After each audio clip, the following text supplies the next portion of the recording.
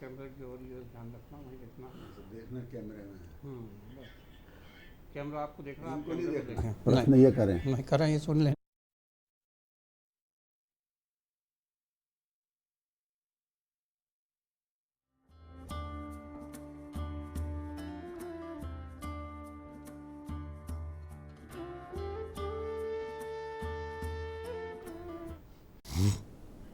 नमस्कार दर्शकों, दूरदर्शन मध्य प्रदेश के कार्यक्रम पर्यावरण में आपका स्वागत है। आपके साथ मैं हूं श्रीकांत सोनी। इस कार्यक्रम के माध्यम से हम बात करते हैं कि हमारा पर्यावरण का अभी किस तरह से सिनेरियो है और किस तरह से हमें पर्यावरण संरक्षण की दिशा में आगे आना है।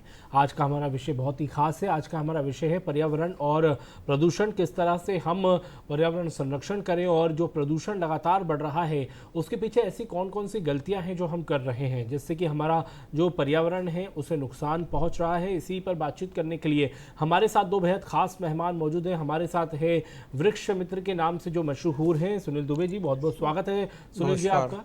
और हमारे साथ है पर्यावरणविद पीसी कोटवाल जी, आपका भी बहुत बहुत स्वागत है कोटवाल जी। और सबसे पहले शुरुआत मैं सुनील जी आप ही से करूंगा, क्योंकि हम आज जो विषय लेकर आए हैं वो बहुत ही महत्वपूर्ण इसलिए भी हो जाता है क्योंकि हम प्रदूषण की बात करते हैं जी। जब हम प्रदूषण की बात करते हैं तो प्रदूषण का लेवल आज किस तरह से बढ़ रहा है जो हमारे पर्यावरण को नुकसान पहुंचा रहा है। हाँ, आपने बहुत ही अच्छा सवाल किया है। मैं उस वक्त का जिक्र करूंगा कोरोना पीरियड में, जिस वक्त हमारे यहाँ की सभी फैक्ट्रियाँ बंद थीं, गाड़ियाँ नहीं चल रही थीं, कहीं कोई आग नहीं लगा रहा था। उस समय हमें जो है वो हिमालय भी बड़े आसानी से देखने को मिल रहा था और दिखाई दे रहा था कि कितना स्वच्छ वातावरण हो गया है। नदियाँ जो हैं वो प्रदूषण मुक्त हो गई थी। उसमें ऊपर से यदि हम पुल के ऊपर से कहीं से देख रहे थे तो नीचे तक कंकड़ जो है वो नज़र आ रहे थे। ये प्रदूषण जो है वो मानव के द्वारा ही किया जाने वाला प्रदूषण है। विकास के नाम पर हमने जो कंपनियां खोल रखी हैं, जो फैक्ट्रियां खोल रखी हैं, उनसे निकलने वाला प्रदूषण, और उसी के कारण जब हम देखते हैं कि वायु के अंदर हम जो वाहन चलाते हैं उनसे निकलने वाला जो है वो धुआं, कार्बन डाइऑक्साइड, कार्बन मोनोऑक्साइड, इससे जो है वो प्रदूषण जो है बहुत ज़्यादा बढ़ जाता है। और वातावरण में जहाँ तक हम देखते हैं कि मनुष्य के साथ साथ जीव जंतु भी जो है उससे प्रभावित होते हैं, उनकी दिनचर्या उससे जो है वो प्रभावित होती है। और इसी के साथ साथ जब पॉलीथीन जलाया जाता है और उससे जहरीली गैसें निकलती हैं, इससे जो है वो प्रदूषण बहुत ज़्यादा बढ़ जाता है। और किसान अपने अपने खेतों के अंदर जब फसल काट लेते हैं और उसके बाद में पराली जलाते हैं, पराली जलाने का प्रभाव सिर्फ उस गांव के ऊपर ही नहीं, वहाँ से सैकड़ों किलोमीटर दूर तक उसका प्रभाव पड़ता है और वातावरण जो है वो प्रदूषित होता है। उससे उड़ने वाली गैसें जो हैं वो हमको दूषित करती हैं। इसके साथ साथ कृषि के ऊपर इसका भारी प्रभाव पड़ता है और उपज के ऊपर उसका जो है वो प्रभाव पड़ता है। तो पराली जलाना एक जो है वो किसान थोड़े से पैसे बचाने के लिए पर्यावरण को भारी नुकसान पहुंचाता है। शासन ने इसके ऊपर जो है वो प्रतिबंध भी लगाया हुआ है, फाइन भी लगाया हुआ है, उसके बाद भी जो है उस पर कार्रवाई नहीं हो पाती है। हम चाहते हैं कि पर्यावरण के लिए किसान सजग हो और पराली जलाना बंद करे। प्रदूषण जिस तरीके से हम देखते हैं कि पॉलीथीन जलती हैं, पॉलीथीन के ऊपर हम पॉलीथीन में लेके आते हैं, खाना लेके आते हैं और गर्म खाने से जो है बहुत सारी बीमारियों को जन्म देता है। वो उससे निकलने वाली गैस, गर्म खाने में जब हम लेके आते हैं, गर्म चाय लेके आते हैं पॉलीथीन में, आपने देखा होगा लोग, और उससे जो गैस निकलती है वो गैस मानव शरीर के अंदर बहुत सारी बीमारियों को जन्म देता है जी। इसलिए गर्म चाय या गर्म खाना किसी भी तरीके से हम जो है वो पॉलीथीन के अंदर लाना बंद करें। ठीक है पीसी कोटवाल जी, अगर मैं जैसा कि जिक्र किया सर ने भी कोरोना काल का, मैं और पीछे लेकर जाता हूं आपको। जो पहले के ग्रामीण परिवेश में जिस तरह से जीवन स्तर जिया जाता था वो अब पूरी तरह से चेंज हो चुका है। पॉलीथीन में चाय आना, पहले ऐसा नहीं होता था, कुल्हड़ में या मिट्टी के बर्तनों में चाय पीते थे, तो वो एक जीवन की जो आयु है वो भी बढ़ी हुई रहती थी। अब वो रेशो भी कम होता जा रहा है, तो क्या आप ये मानेंगे कि इसकी बड़ी वजह पॉल्यूशन है? देखिए, हवा में हम लोग रहते हैं, सांस लेते हैं घंटे भर में करीब 1 मिनट में 14-15 बार, और अगर वो हवा में जो प्राकृतिक संतुलन होना चाहिए, लगभग 78% नाइट्रोजन और लगभग 21% ऑक्सीजन, 99% तो ये होता है। 1-8% में कई छोटे मोटे ये चीज़ें रहती, कार्बन डाइऑक्साइड, सल्फर और कुछ और चीज़ें। लेकिन अब क्या हो गया कि जैसा दुबे जी ने कहा कि उसमें बहुत सारी चीज़ें हम लोग पॉलीथीन जला देते हैं, पराली जला देते हैं और न जाने कितने तरह के केमिकल्स होते हैं, तो वाहन का धुआं भी उसमें चलता रहता है, तमाम तरह का फैक्ट्रियों का धुआं है। और मैं तो ये कहूँगा कि अगर और व्यापक दृष्टिकोण से देखें तो ये जो अंतर्राष्ट्रीय स्तर पर लंबे पैमाने पर युद्ध जो चल रहे हैं उसमें न जाने कितने केमिकल्स और कितने रेडिएशंस जी, जो तरंगे होती हैं जो ऊपर पृथ्वी पर अपने कहते हैं ना कि नक्षत्र की ये है फलाना मंगल, तो वो नेचुरल रेडिएशन से अपने लिए लाभकारी होती है। लेकिन ये जो मानव निर्मित रेडिएशंस हैं ये बड़ी खतरनाक होती है और हमारे स्वास्थ्य को बहुत कई तरह से प्रभावित करती है। और ऐसा प्रभावित करती है कि डॉक्टर साहब को समझ में नहीं आता कि इसको क्या हो रहा है, वो बीमार भी नहीं और स्वस्थ भी नहीं है, इस टाइप की चीज़ें होती जा रही है। तो ये हमारे द्वारा ही निर्मित चीज़ें हैं, तो इसमें हम लोगों को थोड़ा सा यही ध्यान देना पड़ेगा कि हम इन चीज़ों से बचें यथासंभव। ग्रामीण परिवेश की बात करी तो पहले तो मिट्टी के बर्तनों में खाना बनता था और नदी से, जैसा कहा कि नदी से ही पानी ले आते, नदी स्वच्छ होती थी। अब नदी स्वच्छ होती नहीं, सारी नालियाँ, गटरें, फैक्ट्रियों का पानी सब नदी में जाता है। सब कानून कायदे हैं रोकने के लिए, लेकिन वो लागू तो उस तरह से होते नहीं जैसे होना चाहिए। तो पानी गंदा हो जाता है, हवा भी गंदी हो जाती है, खाना भी आप देखिए, सब्जी अभी खरीद के लाते हैं हम लोग, न जाने कितने तरह के वो हम लोग चाहते हैं कि सेब फल खा लिया, केला खा लिया, सब में पेस्टिसाइड और केमिकल लगे हुए हैं।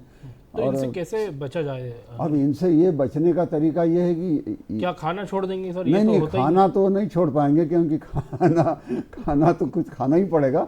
लेकिन विकल्प के तौर पर पहली बात यह है कि जो इन लोगों को नैतिकता बताना पड़ेगी कि जो आप अपने लाभ के लिए इसके अंदर जहर लगा रहे हैं, भगवान ने तो सब्जी अच्छी बनाई, फल भी अच्छा बनाया, उसके ऊपर आप न तरह तरह के वो केमिकल और ये पेस्टिसाइड और तमाम डाल रहे हैं, तो ये हानिकारक चीज़ें आपको मालूम हैं और आप अपने लिए तो अलग कर लेते हैं और दूसरों के लिए दे देते हैं। हाँ। तो ये हमारे जो सनातन में जो एकात्मवाद है या अद्वैतवाद है उसमें ये फिट नहीं बैठता और आप दूसरों के लिए करते हुए आपको मिलता है। आप समझते हो आपने शुद्ध खाया लेकिन शुद्ध आपका वो प्रभाव नहीं देता है। बहुत महत्वपूर्ण बात बोली सुनील जी, इसको आप आगे बढ़ाइए।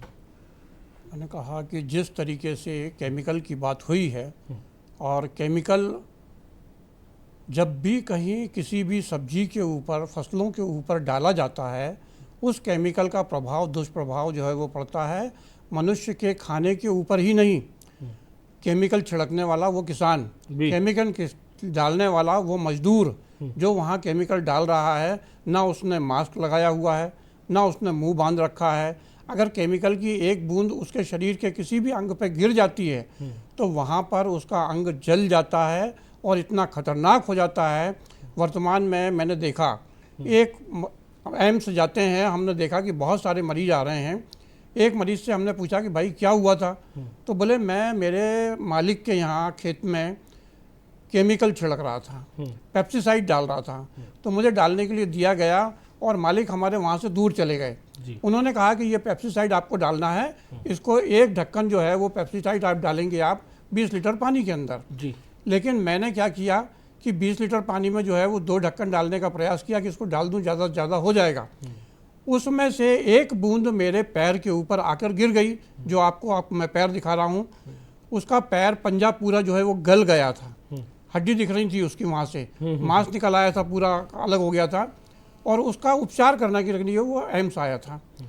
ऐसे ही बहुत सारे मैंने वहाँ पे मरीज देखे हैं जो मरीज सिर्फ पेप्सिसाइड के वजह से बीमार हो रहे हैं। और वहाँ पर जो खेत में, आपको विदिशागंज वासोदा की घटना सुनाता हूँ। सुनील जी, ये जैसे इस तरह के जो केमिकल हैं, ये अगर वो नहीं डालेंगे तो भी तो सब्जी तो फिर भी पैदावार तो होगी, बिल्कुल होगी, बस समय लेगी। वो नहीं, समय के साथ साथ क्या होता है कि कीटनाशक हैं, कीटनाशक में मैं बताना चाहूँगा कि कीटनाशक पेप्सिसाइड के ऊपर हम जो डाल रहे हैं, ये कीटनाशक हम अपने आसपास के पेड़ों से, उनके पत्तों से, गौमूत्र से, इसी से पेप्सिसाइड बना सकते हैं, जो तो आपको किसी भी तरीके से नुकसान नहीं पहुंचाएगा। बिल्कुल।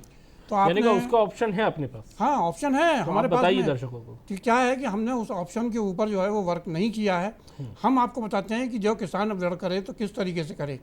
तो आप जो है उसके अंदर जो है वो सीताफल के पत्ते ले लीजिए, इसके बाद अकौवा जो हम जो भगवान शिव को आजकल फूल उसके चढ़ाते हैं उसके पत्र ले लीजिए, आप अरंडी ले लीजिए, इनके पत्ते गौमूत्र में मिला दीजिए, तोड़ के उसको डाल दीजिए गौमूत्र में, और गौमूत्र में डालने के बाद में इसको 45 दिन का वक्त लगेगा लगभग।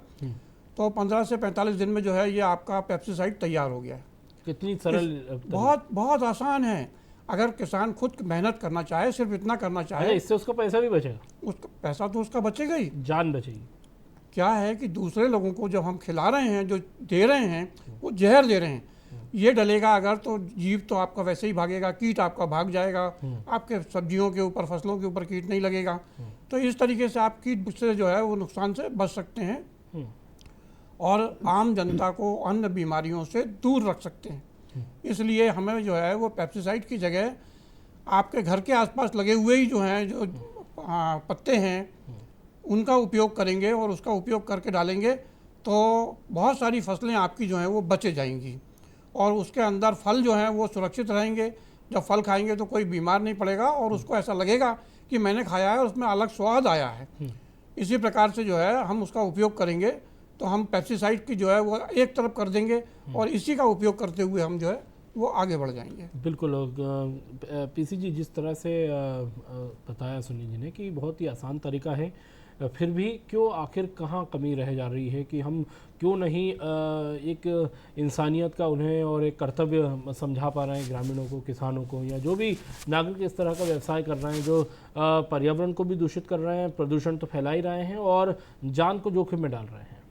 सबकी जान जोखिम में, अपनी स्वयं की, दूसरों की, जीव जंतुओं की, पेड़ पौधों की। एक्चुअली हमारे यहाँ पर जो जितने भी पेड़ पौधे हैं और फसलें हैं वो सब ज़मीन से उगती। ज़मीन में हजारों बल्कि कई अनगिनत तरह के सूक्ष्म जीव रहते हैं, बैक्टीरिया वगैरह, और वो बैक्टीरिया इन पेड़ पौधों को सपोर्ट करते हैं, उनके माध्यम से ही ये ग्रो करते हैं। अगर एक बूंद अगर ये जहरीली चीज़ ज़मीन पर पड़ती है तो लाखों बैक्टीरिया वो मर जाते हैं और ज़मीन ऊसर हो जाती है, तो पैदावार भी कम होती है और जो होती है वो भी ख़राब होती है। तो ये हर तरह से नुकसानदायक। अब ये क्यों करते हैं? शॉर्टकट। भाई आपने गए खरीद लाए और डाल दिया, इसमें आपको नीम के पत्ते, अकौवा के पत्ते, बेसरन के पत्ते और तमाम तरह के आपको ये पत्ते इसमें डालो, गौमूत्र डालो, रखो ड्रम में।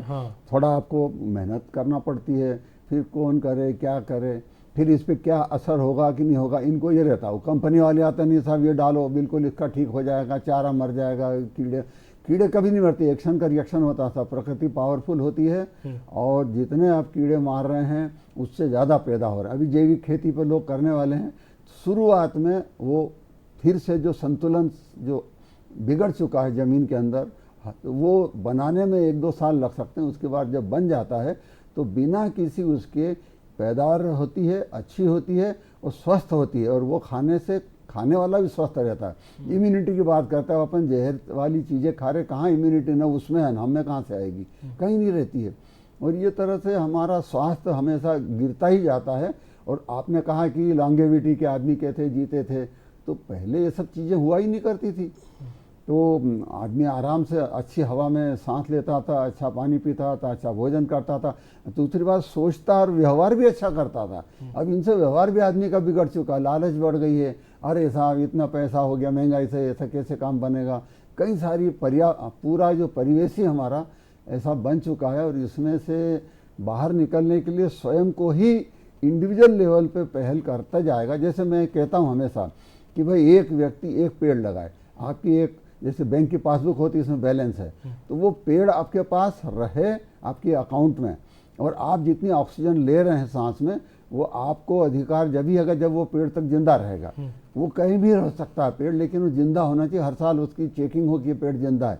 और अगर आपके पास वाहन है तो जितने चक्के का वाहन उतने चक्के के एडिशनल पेड़ लगाएं, तो आपको ये प्रदूषण की, हवा की प्रदूषण की जहाँ तक सवाल है, काफ़ी हद तक कम हो जाएगा। और जब पेड़ उगते हैं ना तो ज़मीन का प्रदूषण भी कम करते हैं, अगर आप जहर नहीं डालते हैं तो 1 ट्री 1 पर्सन, ऐसा मैं कहता रहता हूँ हमेशा क्योंकि मैं जब प्रोफेसर था तब भी मैं ये बोलता रहता था, पढ़ाता रहता था, लेकिन कोई लोगों का असर ही बिल्कुल नहीं है बिल्कुल। भाई। और पेड़ आप तो- लगाना कम ना काटना ज़्यादा होता है, हाँ। फोटो ज़्यादा खिंचाते हैं। बिल्कुल। और हमारे साथ तो सर खुद ही वृक्ष मित्र जब बैठे हुए हैं तो हम इन्हीं से समझेंगे कि पौधरोपण कितना महत्वपूर्ण हो जाता है अगर हम पॉल्यूशन कंट्रोल और पर्यावरण संरक्षण की बात करते हैं तो। श्रीकांत जी, बहुत अच्छी बात आपने कही। पौधरोपण आपने भोपाल के अंदर ही नहीं, पूरे भारत के अंदर देखा होगा कि हर आदमी जो है वो लिखता है वृक्षारोपण। वृक्ष नहीं लगा सकते हैं आप। वृक्ष जो है वो हमारे यहाँ शिफ्टिंग नहीं होती है, और जितने भी वृक्ष शिफ्ट हुए हैं, लगाए गए हैं, वो सब जो है वो मृत हो गए हैं, उनकी हत्याएं हो गई। पौधरोपण सही मायने में पौधरोपण होता है, और पौधा 10 फीट से 12 फीट का भी हो सकता है पैकेटों में रखा हुआ, या 2 फीट से 1.5 फीट से लेके जो है 4 फीट तक का भी हो सकता है। तो जब हम पौधे लगाते हैं उनका संरक्षण बहुत ज़रूरी है। हम वो पौधे लगाएं, अगर रोड साइड में हम पौधे लगा रहे हैं तो हमें ऐसे पौधे लगाना चाहिए जिन पौधों को जानवर ना खा सके या ना खाएगा। और अगर ऐसे पौधे लगा रहे हैं रोड साइड में जिनको जानवर खा सकता है, और उनके लिए हमें टी गार्ड आवश्यक है कि हम उस पर टी गार्ड लगा दें। और गाय की हाइट से ऊपर, उसकी सर की हाइट से ऊपर जब पौधा निकल जाएगा तो वो सुरक्षित हो जाएगा और वो बड़ा होगा और हमको जो है वो लाभ पहुंचाएगा। तो इस तरीके से पौधरोपण जो है वो बहुत ज़रूरी है। और पौधरोपण जब तक हमने एक वृक्ष लगाया, जैसे कोतवाल साहब ने बताया कि एक प्राणी, एक व्यक्ति एक वृक्ष जरूर लगाए, क्योंकि उस वृक्ष से वो ऑक्सीजन ले रहा है। उसी तरीके से मैं कहता हूँ कि आप तो अनेकों पौधे लगाएं जो वृक्ष बने। जब वो अनेकों पौधे वृक्ष बनेंगे, हमारे भारत के अंदर जितनी जनसंख्या है उस जनसंख्या के हिसाब से हमें सभी लोगों को ऑक्सीजन देना अति आवश्यक है। इसलिए बहुत से लोग कारों में निकल जाते हैं, बंगलों में रहते हैं, ना उनके पास में पौधे लगाने की जगह है, ना वृक्ष लगाने की जगह है, बनाने की जगह है कि वृक्ष बने। तो उसका दायित्व तो हमें निभाना है, और हमें उन पौधों को जो है वो वृक्ष बनाना है, उनकी कमियों को दूर करना है। मैं वर्तमान में अनेकों जगह पे जो है वो पौधारोपण कर रहा हूँ। 5 स्टेट में जो है वो काम कर रहा हूँ।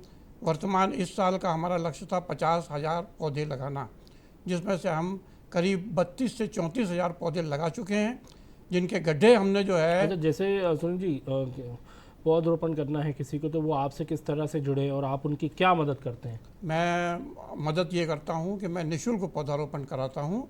यदि किसी को पौधे लगवाने हैं तो वो सिर्फ एक काम करेंगे कि 2 बाई 2 के गड्ढे खोदें। गड्ढे खोदने के बाद में यदि दुर्मट मिट्टी है तो उनको उसमें रेत डालने की आवश्यकता नहीं है, लेकिन चिकनी काली मिट्टी है तो उसमें रेत अवश्य लगेगी। उसका रेत डालने का कारण है एक कि यदि हमने पौधा लगा दिया है और चिकनी मिट्टी में लगा दिया है तो जिस वक्त हम उसमें पानी नहीं दे पाएंगे तो वो मिट्टी तड़केगी। जब वो मिट्टी तड़केगी तो नीचे तक तड़केगी और उसकी जड़ें टूटेंगी। जब जड़ें टूटेंगी उसकी पेड़ की, तो वो पेड़ जो है वो मृत जैसी स्थिति में होने लगता है। गीली मिट्टी वाला देखना एरिया। हाँ, तो उसमें रेत होगी अगर, तो उसके अंदर जो है वो पौधे आराम से चलेंगे, वो मिट्टी तड़केगी नहीं और जड़ें टूटेंगी नहीं, तो जो पौधा हमने लगाया है वो वृक्ष बनने की स्थिति में आ जाएगा। तो इसलिए हमें जो है वो 2 बाई 2 के जैसे गड्ढे खोद लें। गड्ढे खोदने के बाद में जो है वो हमको फ़ोन करें और हमसे कहें, मेरा नंबर है 8989879442। इस नंबर पर फ़ोन करके जो है संपर्क करेंगे। मैं स्वयं पौधे लेके पहुंचता हूं और वहां जाके पौधे लगवाता हूं और औचक निरीक्षण करते हैं हम। ठीक है, मतलब संरक्षण बहुत ज़रूरी है, ये आपका कहना है। अब कोतवाल जी, मैं आपसे समझना चाहता हूँ कि जब हम प्रदूषण की बात करते हैं तो व्यक्तिगत स्तर पर इसे किस तरह से रोका जा सकता है, और चाहे वो घर पर हो या फैक्ट्री में हो? घर पे हम तो बहुत सारी चीज़ें, जैसे मैंने जैसे पॉलीथीन की बात पहले ही हो चुकी है, और अपने स्तर पर हम लोग कम से कम जहाँ जलाने वाली बात आ रही है, कहीं भी कचरा डाल के जला दिया, फेंकते नहीं, उसको जला दिया हो गया, तो वो न करें। और पेड़ लगाने की तो जैसी बात हो गई है कि वो बहुत अच्छी बात है। और ये अभी आजकल एसी वाला बहुत माहौल चल पड़ा, सब एसी में रहना। आज से 50 साल पहले भी हम लोग, हमारे पूर्वज रहते थे, तब एसी नहीं था, तो तब भी हम रहते थे। अब एसी आ गया तो एसी खुद ही एक बहुत स्वस्थ विकल्प नहीं है पर्यावरण की दृष्टि से और मनुष्य के स्वास्थ्य की दृष्टि से भी। मनुष्य के स्वास्थ्य के शरीर में ही एसी लगा हुआ है, एक फिटेड है कि हमारा टेम्परेचर 37 डिग्री के आसपास ही रहता है, चाहे ठंड हो चाहे गर्मी हो। ठंड अगर है तो बॉडी मेंटेन करती है वार्म, और अगर बहुत गर्मी है थोड़ी लेवल तक तो वो अपने को कूलिंग भी करती है, पसीना निकाल करके कूलिंग भी करती है अपने बॉडी में ही। और अगर अपने बॉडी को ऐसा रखते रहें तो बहुत सारी चीज़ें बंद हो जाती है, अपने को यूज ही नहीं करना पड़ेगी इस टाइप की चीज़ें। मैं स्वयं पंखा नहीं चलाता हूँ, एसी तो मेरे घर में है ही नहीं, चलाते ही नहीं, हम पसंद ही नहीं करते। ऑफिस में हमारे एसी थे तो हमारे कहा हम नहीं चाहिए एसी। क्या नुकसान करता है सर ये साहब, ये आपके जो अंदर में जो नेचुरल सिस्टम है बॉडी में जो बना हुआ टेम्परेचर मेंटेन करने को, उसको डिस्टर्ब कर देता है। ये जब आपके बाहर से ही ठंडी हवा आ रही तो बॉडी का सिस्टम आपका करना धीरे धीरे कमज़ोर हो जाएगा और वो बंद हो जाएगा, और फिर आपको लगेगा एसी एसी चाहिए, उसके बिना रह नहीं पाएंगे, गर्मी लगेगी गर्मी लगेगी। अरे गर्मी में जब आप बैठते हो तो आपके बॉडी में पसीना आता है, और पसीना आपकी चमड़ी के ऊपर से जब उड़ता है तो आपको कूलिंग इफेक्ट अपने आप आता है, और आपको कोई ज़्यादा गर्मी की समस्या नहीं रहती। बस रहता है कि आप पानी का इंटेक यानी पानी पीते रहें, पानी पीना ज़रूरी है।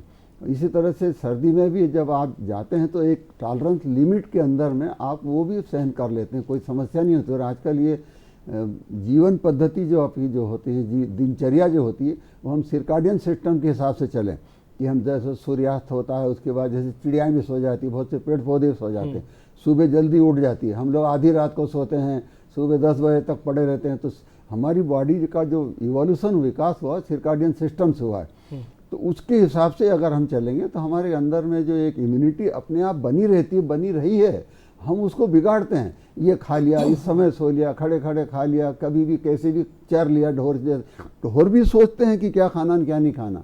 इवन आप किसी जानवर को, कुत्ते को भी कुछ डालोगे तो सूंघ के खाएगा, नहीं तो नहीं खाएगा, भूखा तो भी नहीं खाएगा। हम लोग ये भी चाट फिर वो बताता नहीं हूँ मैं। बिल्कुल, आप बहुत ही खराब बोल रहे हैं ताकि लोग समझे उस चीज़ को। हाँ, अब आपके देखो बॉडी अल्कलिनिटी होना चाहिए। अल्कलिनिटी मतलब पीएच एक वैल्यू होती है जो 7 में अनुशासन में रहना चाहिए। नहीं, पीएच एक 7 वैल्यू होना चाहिए जो, या फिर अल्कलाइन 7.58। हमारी हम एसिडिक खा लेते हैं, एसिडिक होते ही आपके सब डाइजेशन सिस्टम, सारा सिस्टम खराब हो जाता है। ठीक है सुनील जी, आखिरी सवाल आपसे, ये जो प्रदूषण है इसको कंट्रोल करने के लिए आप लोगों से क्या आग्रह करेंगे? मैं संक्षिप्त में जी। हाँ, मैं पूरे संपूर्ण भारत के लोगों के ही नहीं, विश्व के सभी लोगों से कहूँगा कि वे पौधारोपण जरूर करें। और उससे ज़रूरी एक काम और है, जहाँ भी कहीं आपको वृक्ष कटता हुआ दिखता है तो आप चिल्लाएं, रोकने की कोशिश करें। और कोशिश ही नहीं, आपकी कोशिश कामयाब होगी यदि आप हल्ला मचाएंगे और कहेंगे कि वृक्ष नहीं कटेगा, वृक्ष नहीं कटने देंगे, तो वो वृक्ष जो है जीवित रहेगा और प्रदूषण जो है उस वृक्ष के रहने से स्वतः ही दूर हो जाता है। बिल्कुल, तो आपको पर्यावरण संरक्षण की दिशा में आगे आना होगा, और जिस तरह से हमारे एक्सपर्ट ने जो उपाय बताए हैं, जो टिप्स दिए, उन्हें फॉलो करें ताकि प्रदूषण नहीं बढ़े और स्वस्थ जीवन शैली हम जी सकें। तो पर्यावरण संरक्षण के इस कार्यक्रम में आपने वक्त निकाला, पीसी कोटवाल जी और सुनील दुबे जी, बहुत बहुत आपका धन्यवाद, आपने कार्यक्रम में सहभागिता की। तो दर्शकों, पर्यावरण के इस विशेष कार्यक्रम में इतना ही। आप जुड़े रहिए हमारे साथ। नमस्कार।